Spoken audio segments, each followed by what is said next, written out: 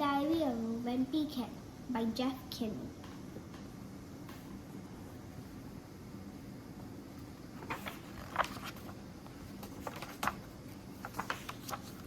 September, Tuesday. First of all, let me get something straight.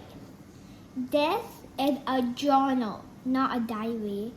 I know what it says on the cover, but when Mom went out to buy this thing, I specifically told her to get one that did say diary on it. Great. All I need for some jerk to catch me carrying this book around and getting the wrong idea. Sissy punch. The other thing I want to clear up right away is this was Mom's idea, not mine. But if she thinks I'm going to write down my feelings in here or whatever, she's crazy. So just don't accept me to be all Dear Diary this and Dear Diary that.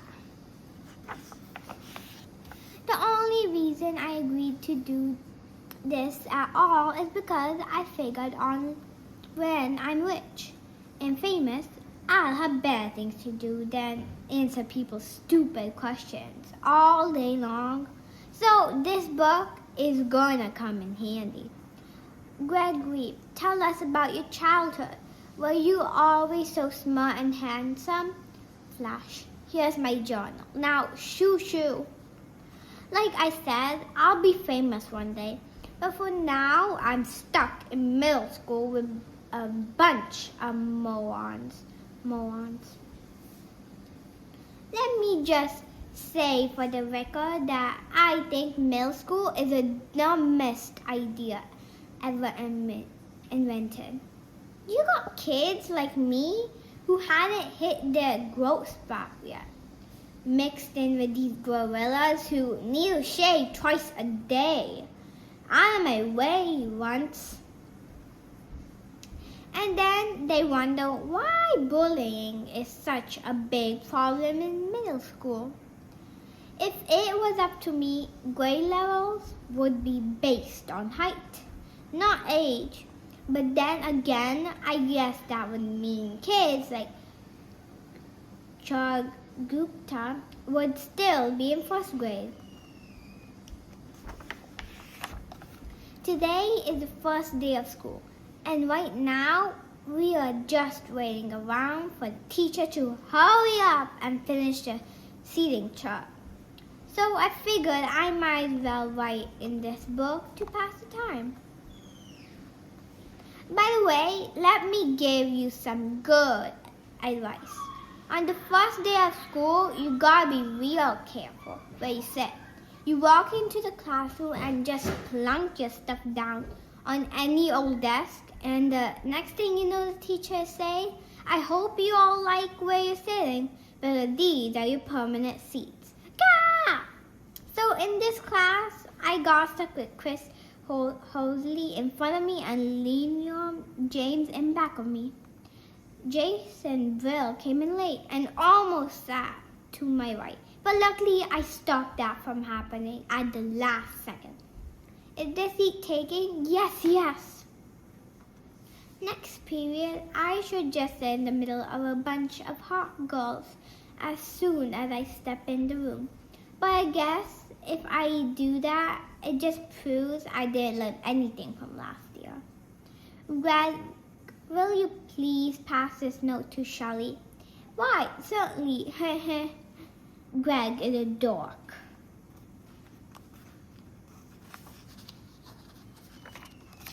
Man, I don't know what is up with these girls. With girls these days. It used to be a lot simpler back in elementary school. The deal was, if you were the fastest runner in your class, you got all the girls. And in the 5th grade, the fastest runner was Ronnie McCoy. Nowadays, it's a whole lot more complicated. Now it's about the kind of clothes you wear or how rich you are or if you have a cute butt or whatever. And kids like Ronnie McCoy are scratching their heads wondering what the heck happened. And most popular boy in my grade is Bryce Anderson. The thing that really stinks is that I always have been into girls, but kids like Bryce have only come around in the last couple of years. I remember how Bryce used to act back in elementary school. Girls are stinky poos. Yeah, I don't think girls are stinky poos. But of course now I don't get any credit for sticking with the girls all this time. Like I said, Bryce is the most popular kid in our grade. So that leaves all the rest of us guys scrambling for the other spots. The best I can figure is that I'm somewhere around 52nd or 53rd most popular this year. But the good news is that I'm about to move up one spot because Charlie Davis is above me and he's getting his braces next week.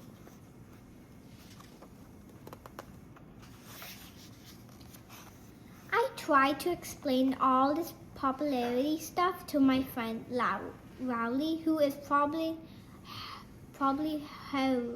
hovering right around the 150 mark, by the way. But I think it just goes in one car and out the other with him. Wednesday. Today we have physics ED. So the first thing I did when I got outside was sneak off to the basketball court to see if the cheese touch was still there. And sure enough, it was. That piece of cheese has been sitting on the blacktop since last spring. I guess it must have dropped out someone's sandwich or something. After a couple of days, the cheese started getting all moldy and nasty. Nobody will play on the basketball court where the cheese was, even though that was the only court that had a hoop with a net. Then one day, this kid named Darren Walsh touched the cheese with his finger, and that's what started this thing called the cheese touch. It's basically like the cooties. If you get the cheese touch, you're stuck with it until you pass it on to someone else. Scream. The only way to protect yourself from the cheese touch is to cross your fingers. But it's not that easy remembering to keep your fingers crossed every moment of the day. I ended up tapping mine together so they stay crossed all the time. I got D in handwriting, but it was totally worth it.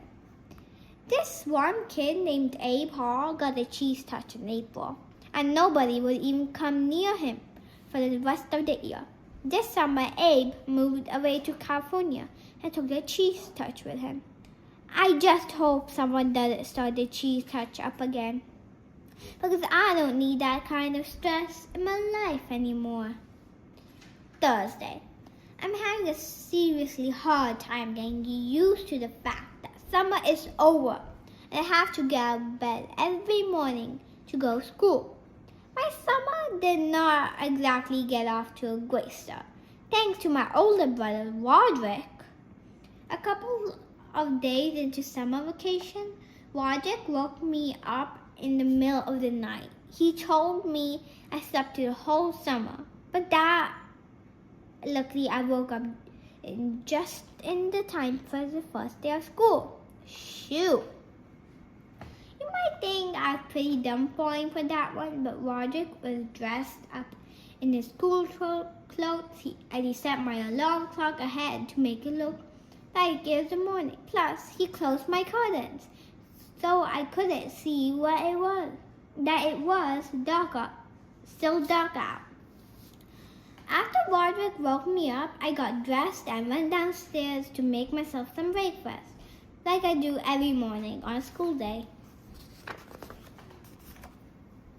But I guess I must have made a pretty big racket, because the next thing I knew, Dad was downstairs yelling at me for eating Cheerios at 3 in the morning.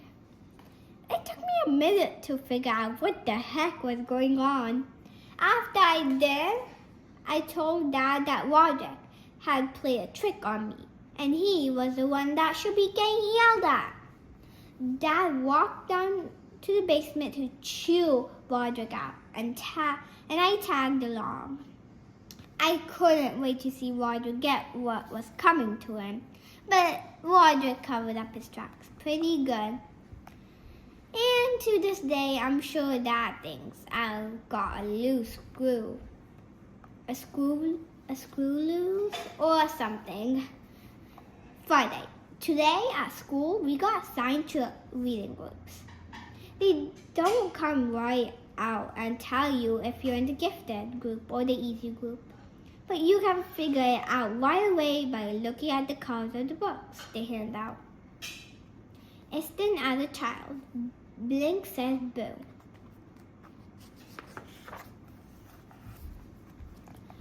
I was pretty disappointed to find out I got put in the gifted group because that just means a lot of extra work. When they did the screening at the end of the last year, I did my best to make sure I got put in the easy group this year. Fred picked up the the book. Phew, thanks. Mom is real tight with our principal, so I'll bet she stepped in and made sure I got put in the gifted group again.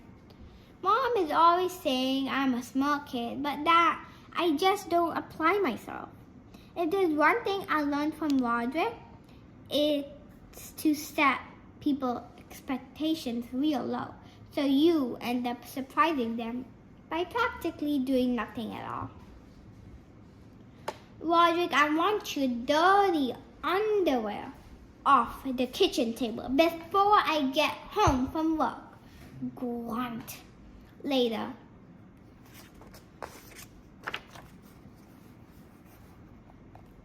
Actually, I am kind of glad my plan to get put in an easy group didn't work.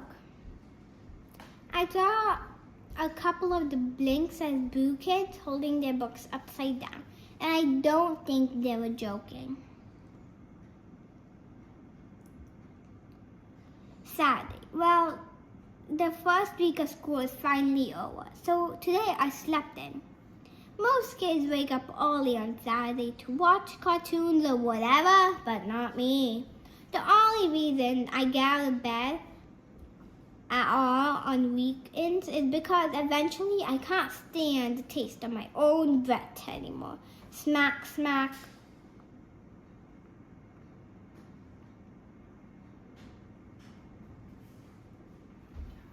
Unfortunately, Dad wakes up at 6 in the morning, no matter what day of the week it is, and I'm not real considerate of the fact that I'm trying to enjoy my Saturday like a normal person. Like I didn't have anything to do today, so I just headed up to Rowley's house. Rowley is technically my best friend, but that is definitely subject to change. I've been avoiding Rowley since the first day of school when he did something that really annoyed me. We were getting our stuff from our lockers at the end of the day, and Rowley came up to me and said, "You want to come over to my house and play?" I have told Rowley at least 1 billion times that now that we are in middle school, you're supposed to say hang out, not play. But no matter how many noogies I gave him, he always forgets the next time. I've been trying to be a lot more careful about my image ever since I got to middle school.